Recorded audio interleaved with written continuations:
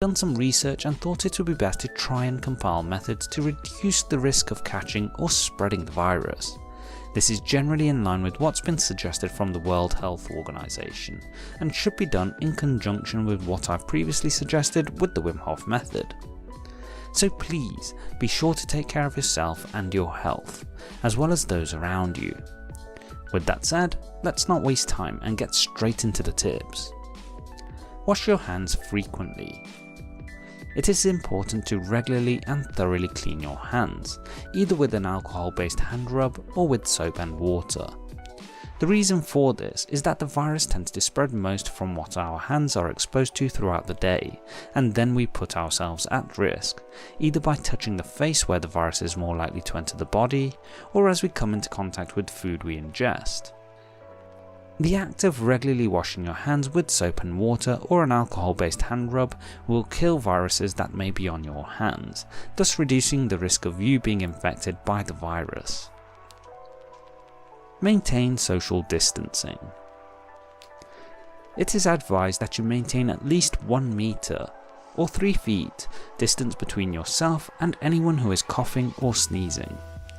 This is because when someone coughs or sneezes, they spray small liquid droplets from their nose or mouth which may contain a virus. If you don't keep a little distance, there is a risk that you might breathe in the droplets, including the COVID-19 virus if the person coughing has the virus. Obviously, by breathing in the virus you're more likely to be infected and get sick, so it's best to take precaution and just maintain a sensible distance to avoid the possibility. Avoid touching your eyes, nose or mouth. Throughout the day most of us have habits to touch our face, whether it be for an itch or just an action that we do as we're doing other activities, such as when thinking. Hands touch many surfaces through the day and can pick up viruses as a result. Once contaminated, hands can transfer the virus to your eyes, nose or mouth, from which the virus can enter your body and make you sick. A quick technique is to actively be conscious of when you feel the urge to touch your face. I personally find that during this time, the act of doing something else can replace the habit. For example, I'm usually sat at my desk during the day, and lately when I feel the urge to touch my face, usually for an itch, I keep a pen or something similar nearby which I can pick up instead. Not only does it stop me from touching my face, but also shifts my focus away, meaning it's easier to maintain control. Practice respiratory hygiene. It's important to follow good respiratory hygiene, not just for yourself but for those around you. Respiratory hygiene means covering your mouth and nose with your bent elbow or tissue when you cough or sneeze. If you use a tissue, which is ideal, then be sure to dispose of it immediately.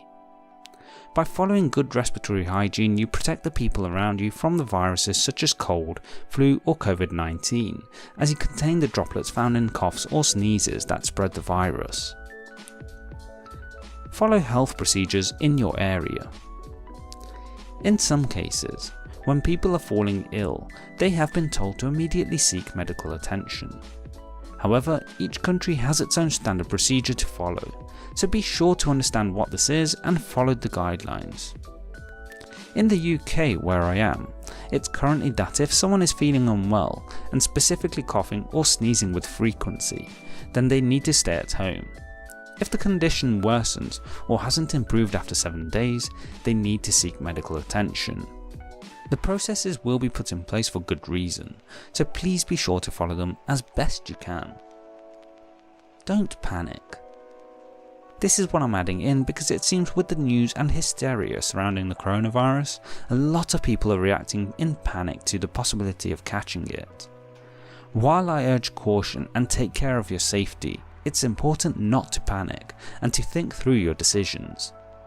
For example, where I live and generally across the UK, people have started panic buying, which has led to extreme stock issues in stores. However, this is more likely to have a detrimental effect. For example, I recently heard a story of a woman telling someone how she had taken precaution for her safety by buying 40 bottles of hand sanitizer. Just to confirm, that's 40, not 14. Not only was this an unnecessary action to